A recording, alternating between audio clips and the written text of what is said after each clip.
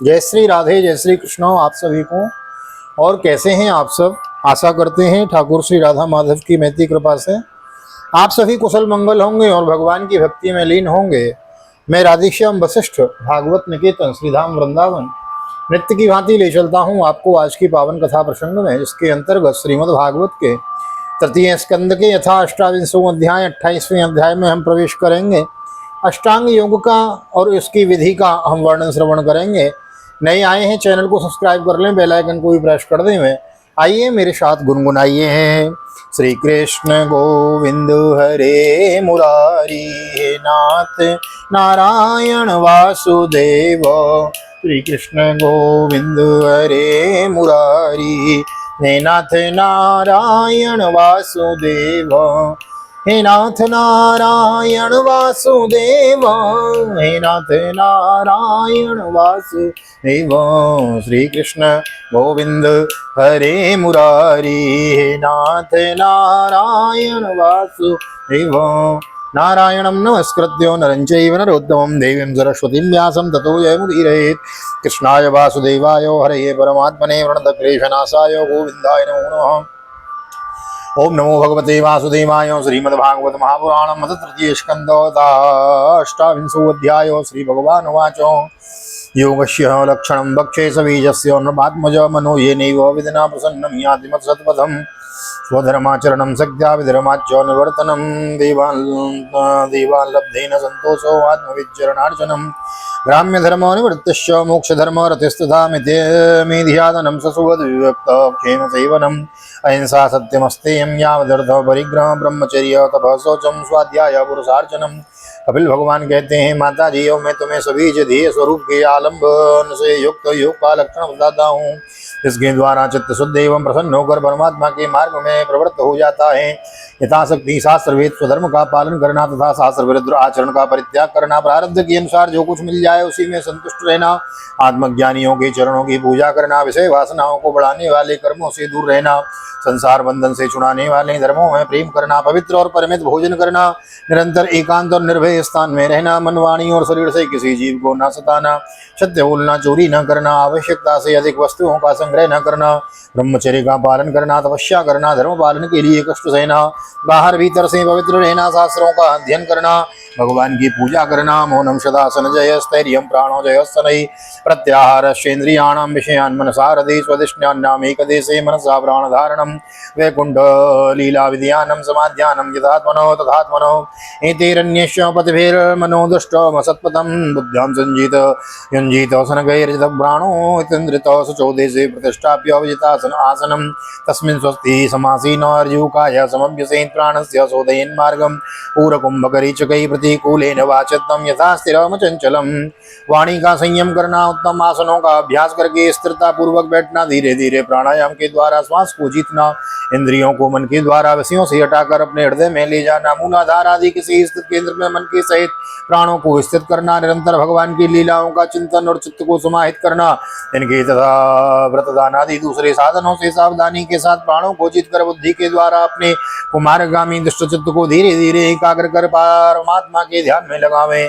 पहले आसन को जीतें, फिर प्राणायाम के अभ्यास के लिए पवित्र देश में कुसुम मृगचर्म आदि से युक्त आसन बिछावें, उस पर शरीर को सीधा और स्थिर रखते हुए सुखपूर्वक बैठकर अभ्यास करें। अभ्यास में बाएं नासिका से पूरक, कुंभक और रेचक करें, फिर इसके विपरीत दाईं नासिका से प्राणायाम करके प्राण के मार्ग का शोधन करें, जिससे चित्त और स्थिर और निश्चल हो जाए।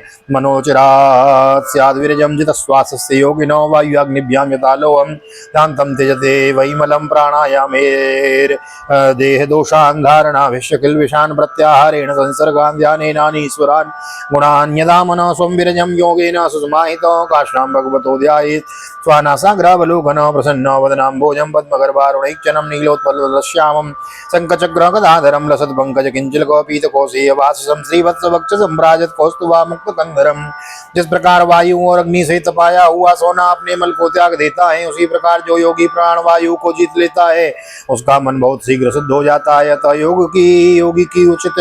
योगी को उचित है कि वे प्राणायाम वात पित्तादि जनित दोषों को, धारणा से, पापों को, प्रत्याहार से, विषयों के संबंध को, ध्यान से और भगवत विमुख करने वाले राग द्वेष आदि दुर्गुणों को दूर करे। जब योग का अभ्यास करते करते चित्त निर्मल और एकाग्र हो जाए तब नासिका के अग्रभाग में दृष्टि जमा कर इस प्रकार भगवान की मूर्ति का ध्यान करें। भगवान का मुख कमल आनंद से प्रफुल्लित है तथा नेत्र कमल कोश के समान रत्नारी हैं। शरीर नील कमल दल के समान श्याम है। हाथों में शंख चक्र और गदा धारण किए हैं। कमल की केसर के समान पीला रेशमी वस्त्र लहरा रहा है। वक्षस्थल में श्रीवत्स चिन्ह है और गले में कौस्तुभमणि झिलमिला रही है।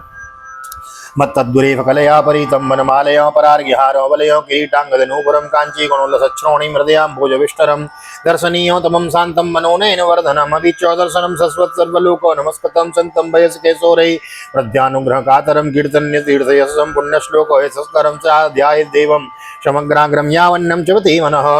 वनमाला चरणों तक लटकी हुई है, जिसके चारों ओर भौरे सुगंध से मतवाले होकर मधुर गुंजार कर रहे हैं। अंग प्रत्यंग में महामूल्य हार, कंकड़, किरीट, भुजोगंध और नूपुर आदि आभूषण विराजमान है। कमर में करधनी की लड़ियां और शोभा बढ़ा रही हैं। भक्तों के हृदय कमल ही उनके आसन है। उनका दर्शनीय श्याम सुंदर स्वरूप अत्यंत शांत एवं और नैनों को आनंद करने वाला है। उनकी अति सुंदर किशोर अवस्था में भक्तों पर कृपा करने के लिए आतुर हो रहे हैं। बड़ी मनोहर झांकी है। भगवान सदा संपूर्ण लोकों में वंदित हैं। उनका पवित्र यश परम कीर्तनीय है और वे राजा बलि आदि परम यशस्वियों के भी यश को बढ़ाने वाले हैं। इस प्रकार श्री नारायण देव का संपूर्ण अंगों के सहित तब तक ध्यान करें जब तक चित्त वहां से हटे नहीं। स्थितम व्रजन्तमासीनं शयानं वा गुहाशयं प्रेक्षणीय तितं ध्याये शुद्धभावेन चेतसो तस्मिन् लब्धपदं चित्तं सर्वावयव संस्थितं विलक्ष्य एकत्र संयुज्यात् अंगे भगवतो मुनिः। उनका पवित्र परम यश कीर्तनीय है। वे राजा बलि आदि परम यशियों के भी इसको बढ़ाने वाले हैं। इस प्रकार श्री नारायण देव का संपूर्ण अंगों के सहित तब तक ध्यान करें जब तक चित्त वहां से हटे नहीं। भगवान की लीलाएं बड़ी दर्शनीय हैं। अतः अपनी रुचि के अनुसार खड़े हुए, चलते हुए, बैठे हुए, पौड़े हुए अथवा अंतर्यामी रूप में स्थित हुए उनके स्वरूप का विशुद्ध बात से चित्त और चिंत में चिंतन करें।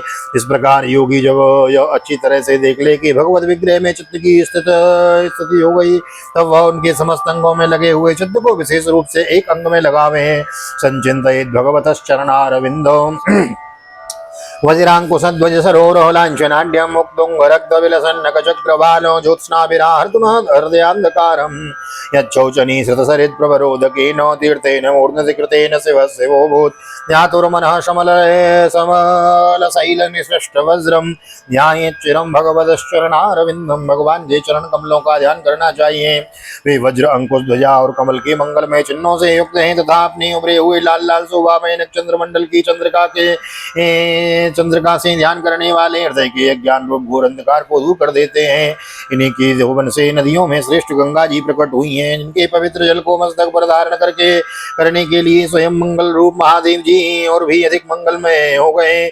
वे अपना ध्यान करने वाले परम पाप रूप पर्वतों पर छोड़े हुए इंद्र के वज्र के समान भगवान के चरण कमलों का चिरकाल चिंतन करें। जानुद्वयं जलजलोचनया जनन्या लक्ष्म्या किलस्य सुरवन्दितया विधातो उर्वो निधाय करबल्लवरोजसायत् संलालितं पृथिवीरोरवसस्व कुर्यात् रववश्य कुर्यात् ओरोषपर्णभुजयो रतिशोभमानौ भोजो नदी अतिशिका कुसुमावभाषौ व्यालाम्बपीतवरवाससि वर्तमानो कांची कलाप परिरम्बितं बिम्बं। भो भैयारी जन्मा श्री हरि की दोनों पिंडलियों का एवं घुटनों का ध्यान करें, जिनको विश्वविधाता प्रजा ब्रह्मा जी की माता सुरवंदिता कमल लोचना लक्ष्मी जी अपनी जांघों पर रखकर अपने कांतिमान कर कुशलियों की कांति से लाड़ लड़ाती रहती हैं। भगवान की जांघों का ध्यान करें जो अलसी के फूलों के समान नील वर्ण और बल की निधि है तथा करुण जी पीठ पर शोभायमान है। भगवान के नितंब बिंब का ध्यान करें जो एड़ी तक लटके हुए हैं, पीताम्बर से ढका हुआ है और उस पीताम्बर के ऊपर पहनी हुई सुवर्णमयी करधनी की लड़ियों को आलिंगन कर रहा है। नाभिरदम भुवन कोशगोदरस्तम यत्रात्मयो निधिषणाखिल लोकपदम्यं व्यूढं मणिव्रस्तनयोर मुष्यो ध्यायेदुद्विशदहारमयूरघोरं मयूखघोरं बग्धो वक्षोदिवासं वृषभस्य महाविभूतये पुंसां मनोनयन निवृत्तिमादधानं कण्ठं च कौस्तुभवर्णे कौस्तुभमणिरवे भूषणार्थं कुर्यान् मनस्य किल लोकनमस्कृतस्य बाहुश्च मन्दरगिरि परिवर्तनेन निर्णिक्तबाहुबलयान्नदि लोकपालान् सञ्चिन्तये दशशतारसमय्य तेजोमसह्य तेजो संघं च तत्कररोरुहराजहंसम्। संपूर्ण लोगों के आश्रय स्थान भगवान के उदर देश में स्थित नाभि सरोवर का ध्यान करें। इसी में ब्रह्मा जी का आधारभूत सर्वलोक में कमल प्रकट हुआ है। फिर प्रभु के श्रेष्ठ मरकतमणि सदृश दोनों स्तनों का चिंतन करें जो वक्षस्थल पर पड़े हुए शुभ्रहारों की किरणों से गौरवर्ण जान पड़ते हैं। इसके पश्चात पुरुषोत्तम भगवान के वक्षस्थल का ध्यान करें जो महालक्ष्मी का निवास स्थान है और लोगों के मन एवं नेत्रों को आनंद देने वाला है। फिर संपूर्ण लोकों में वंदनीय भगवान के गले का चिंतन करें जो मानव कौस्तुभमणि को भी सुशोभित करने के लिए ही उसे धारण करता है। समस्त लोकपालों की आश्रय भूता भगवान की चारों भुजाओं का ध्यान करें जिनमें धारण किए हुए कंकणादि आभूषण समुद्र मंथन के समय मंदराचल की रगड़ से और भी उजले हो गए हैं। इसी प्रकार जिसके तेज को सहन नहीं किया जा सकता उस सहस्त्रधारों वाले सुदर्शन चक्र का तथा उनके कर कमल में राजहंस के समान विराजमान शंख का, फिर विपक्षी वीरों की रुद्र से सनी हुई प्रभु की प्यारी कौमुद की गदा का, घोरों के शब्द में गुंजायमान वनमाला का और उनके कंठ में सुशोभित संपूर्ण जीवों के निर्मल तत्व कौस्तुभमणि का ध्यान करें। कोमोद किम भगवतो देतां स्मरेतो दिग्धामराति भट्ट सोडित करधमीनो माला मधुव्रत वरूत गिरोपगुष्टां चेतस्य तत्त्वमलं मणिमस्य कंठे वृद्ध्यानुकंपित दिये गृहीत मूर्ते संचिन्तयेद् भगवतो वदनारविन्दं यद्विस्फुरन् मकरकुण्डलवल्गितेनो विद्योतितामलकपुलमुदारनासं यज्रीनिकेतमलिभिः परिसेव्यमानं वृत्त्या स्वया कुटिलकुन्तलवृन्दजुष्टं मीनद्वयाश्रयमधीक्ष्य पदब्जनेत्रं ध्यायेन् मनोन्मयमतेन्द्रित उल्लसद्भ्रो। फिर विपक्षी वीरों के रुद्र से सनी हुई प्रभु की प्यारी कौमुद की गदा का, भौरों के शब्द से गुंजायमान वनमाला का और उनके कंठ में सुशोभित संपूर्ण जीवों के निर्मल तत्व रूप का कौस्तुभमणि का ध्यान करें। भक्तों पर कृपा करने के लिए ही यहाँ साकार रूप धारण करने वाले श्री हरि के मुख कमल का ध्यान करें जो सुदृढ़ नासिका से सुशोभित है और झिलमिलाते हुए मकराकृत कुंडलों से हिलने से अतिशय प्रकाशमान स्वच्छ कपोलों के कारण बड़ा ही मनोहर जान पड़ता है। काली काली घुंघराली रकावली से मंडित भगवान का मुखमंडल अपनी छवि के द्वारा भ्रमरों से सेवित कमल कोश का भी तिरस्कार कर रहा है और उसके कमल सदृश विशाल एवं चंचल नेत्र उस कमल कोश पर उछलते हुए मछलियों के जोड़ों की शोभा को मात दे रहे हैं। उन्नत भूलताओं से सुशोभित भगवान के ऐसे मनोहर मुखारविंद की मन में धारणा करके आलस्य रहित हो उसी का ध्यान करें। तस्यावलोकमधिकं कृपयाति गौरवतापद्रयोपशमनाय निसृष्टमक्ष्णो स्निग्धस्मितानुगुणितं विपुल प्रसादं ध्यायेत् चिरं विततभा वनया गुहायां हासं मरेरवनिताखिल लोक तीव्र शोकाश्रुसागर विशोषण मृत्युदारं सम्मोहनाय रचितं निज माययास्यो भूमंडलम मुनिकृते मकरध्वजस्यो अर्धगुया में चिरकाल तक भक्ति भाव से भगवान के नेत्रों को चितवन का ध्यान करना चाहिए। फिर जो कृपा से प्रेम भरी मुस्कान से क्षण क्षण अधिकाधिक बढ़ती रहती है, विपुल प्रसाद की वर्षा करती रहती है और भक्तजनों के अत्यंत घोर तीनों तापों को शांत करने के लिए ही प्रकट हुई है। श्री हरि का हास्य प्रणत जनों के तीव्र शोक को अश्रु सागर को सुखा देता है और अत्यंत उदार है। मुनियों के हित के लिए कामदेव को मोहित करने के लिए ही अपनी माया से श्री हरि ने अपने भ्रूमंडल को बनाया है, उसका ध्यान करना चाहिए। ध्यानायनम प्रहसितम बहुलाधरोष्टो भासारुणायतनो द्विजकुंद पंक्ति ध्याये स्वदेह कुहरे वसितस्य विष्णुर्भक्त्यार्दयार्पितमनान् प्रतिग्दिदृक्षेत् एवं हरो भगवती प्रतिलब्ध भावो भक्त्या द्रवहृदयोत्पलकः प्रमोदात् औत्कण्ठ्य बाष्पकलया मोहर्दमान तच्चापि चित्तवर्णिसं सनकैर्वियुङ्क्ते। अत्यंत प्रेमार्थ भाव से अपने हृदय में विराजमान श्री हरि के खिलखिलाकर हंसने का ध्यान करें जो वस्तुतः ध्यान के ही योग्य हैं तथा जिसमें ऊपर और नीचे के दोनों होठों की अत्यंत अरुण कांति के कारण उनके कुंदकली के समान शुभ्र छोटे छोटे दांतों को ही लालिमा सी प्रतीत होने लगी है। इस प्रकार ध्यान में तन्मय होकर उनके सिवा किसी अन्य पदार्थ को देखने की इच्छा न करें। इस प्रकार ध्यान करने के अभ्यास से साधक का श्री हरि में प्रेम हो जाता है, उसका हृदय भक्ति से द्रवित हो जाता है, शरीर में आनंदातिरेक के कारण रोमांच होने लगता है। उत्कंठा जनित प्रेमाश्रुओं की धारा बारंबार अपने शरीर को नहलाता है और फिर मछली पकड़ने के कांटे के समान श्री हरि को अपनी ओर आकर्षित करने के साधन रूप अपने चित्त से भी धीरे धीरे देह वस्तु से हटा लेता है। मुक्ताश्रयम यरे निर्वसयम विरक्तम निर्वाणम रक्षति मना सहसा यथार्ची। आत्मानमत्र पुरुषो व्यवधानमेको मनिवीक्षते प्रतिनिवृत्तगुणप्रवाह सोऽभ्येतया चरमया मनसा निवृत्त्य तस्मिन् महिन्त्ववसितः सुखदुःखवाह्येः तुस्तमप्सति कर्तरिदुःखयोर्यत् स्वामन्विदत्तोपलब्धपरात्मकाष्ठम्। जैसे तेल आदि के चुक जाने पर दीपशिखा अपने कारण स्वरूप तेज से तत्व में लीन हो जाती है, वैसे ही आश्रय विषय और राग से रहित होकर मन शांत ब्रह्माकार हो जाता है। इस अवस्था के प्राप्त होने पर जीव गुण प्रवाह रूप देहादि उपाधि से निवृत्त हो जाने के कारण ध्यातादि और विभाग से रहित एक अखंड परमात्मा को ही सर्वत्र अनुगत देखता है। योगाभ्यास से प्राप्त हुई चित्त की सविद्या रहित लय रूप निवृत्ति से अपनी सुख दुख आदि ब्रह्म रूप महिमा में स्थित होकर परमात्मा तत्व का साक्षात्कार कर लेने पर वह योगी जिस सुख दुख के भोक्तृत्व को पहले अज्ञानवश अपने स्वरूप में देखता था, अब वह अविद्याकृत अहंकार में ही देखता है। देहम चतम न चरम सत्यमुत्थितम वह सिद्धो विपश्यते यतोध्यम स्वरूपम देवादुपेतम तदेव वसादपेतम वासो यथा परिकृतम मदिरामदान्धम। जिस प्रकार मदिरा के मद से विवाह मत वाले पुरुष को अपनी कमर पर लपेटे हुए वस्त्रों के रहने या गिरने की कुछ भी सुधि नहीं रहती, उसी प्रकार चरमावस्था को प्राप्त हुए सिद्ध पुरुष को भी अपनी देह के बैठने उठने अथवा देहोवश कहीं जाने या लौट आने के विषय में कुछ भी ज्ञान नहीं रहता, क्योंकि वह अपनी परमानंदमय स्वरूप में स्थित है। देहोपि देव वसक कलु कर्म यावत्वारम्भकं प्रतिसमीक्षत एव सासु तं संप्रपञ्चमधिरूढ समाधि योगो स्वाप्नं पुनर्न भजते प्रतिबुद्धस्तु यथा पुत्रांच वित्तांच पृथंग मृत्यो प्रतीयते अत्वयात्मैवानाभिमता देहाद्ये पुरुषस्तदा यतोन्मुखाद् विश्वलिंगाद् धूमाद्वापि स्वसंभवात् अभियात्मेवात्मवताग्नि मृत्युगुल्मकात्। उसका शरीर तो पूर्व जन्म के संसारों के अधीन है, अतः जब तक उसका आरंभक प्रारब्ध शेष है, जब तक वह इंद्रियों के सहित जीवित रहता है। किंतु जिसे समाधि पर्यंत योग की स्थिति प्राप्त हो गई है और जिसने परमात्मा तत्व को भी भली भांति जान लिया है, वह सिद्ध पुरुष पुत्र कलत्रादि से सहित इस शरीर को स्वप्न में प्रतीत होने वाले शरीरों के समान फिर स्वीकार नहीं करता, फिर उसमें अत्यंत अहमता ममता नहीं करता। जिस प्रकार अत्यंत स्नेह के कारण पुत्र और धनादि में भी साधारण जीवों की यत्न बुद्धि रहती है, किंतु थोड़ा सा विचार करने से ही वे उससे स्पष्टतया अलग दिखाई देता है, इसी प्रकार जिन्हें यह अपना आत्मा मान बैठा है, उन देह आदि से भी उनका साक्षी पुरुष पृथक ही है।